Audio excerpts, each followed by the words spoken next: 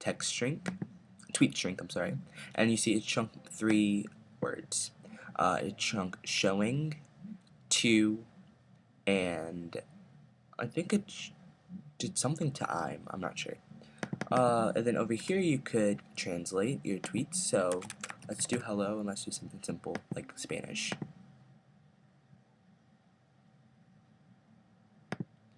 And then it would, and there you go, it says hola.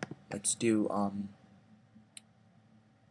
hello Richard, how are you?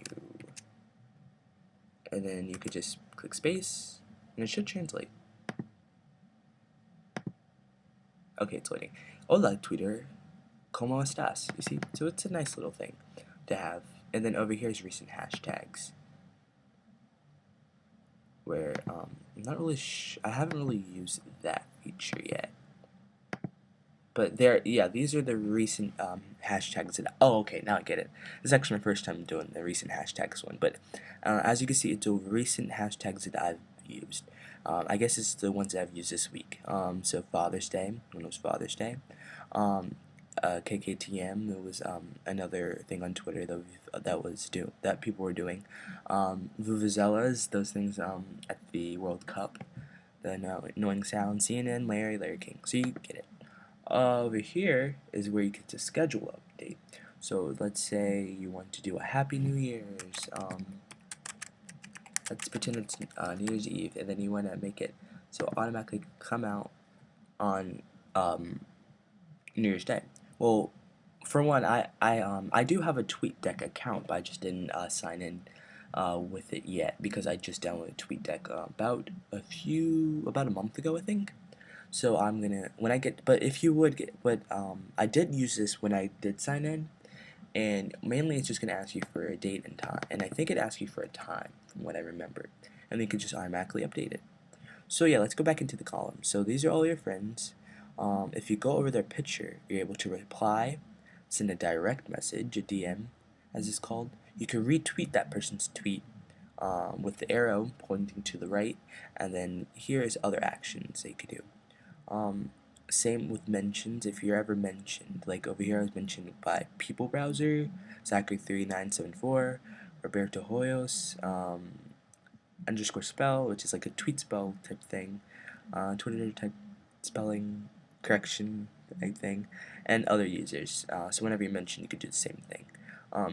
So yeah, you can also add it to a person to a specific group. You could do that in all your friends as well. You can also view that person's profile. And so let's view someone's profile. Loading, it's loading, it's loading. And there you go. You get to view that person's profile, look at all their followers, who the people they're following, and how many tweets they have done. So it's great. Okay, over here is your direct messages. I haven't really done any mini DMs, and these aren't the ones that you send out. I mean, no, these aren't ones that you receive. These are actually ones that you send out. And it's mainly like an archive, I guess you could say, of the ones you've sent, not the ones you've received. But when you do receive one, it puts it in the DM section. So yeah. Over here is TweetDeck recommends, and these are mainly people that they recommend you follow based on the tweets that you have done and the people you're following. They put that all into consideration. So you have In-N-Out Burger, Tim Bessiker, Jamie Pearson, all that stuff. Pearson, yeah. So it's a nice little thing to have. You can automate, and it's very easy to follow them. Just click follow In-N-Out Burger, and then yeah. But I don't want to follow them. But if I wanted to, I could just click that. Now, some things I didn't like was that sometimes TweetDeck has some API problems. Now, this, if you're unfamiliar, this is when your tweets sometimes become a little difficult to send out. TweetDeck becomes really slow, and then there's actually times like last night where I wasn't even able to send a tweet, and TweetDeck didn't fully load up except for TweetDeck recommends, which isn't connected to the internet that I know of. So that's something that I think that TweetDeck should try to fix. That was also a problem when I used it on the iPhone 3G.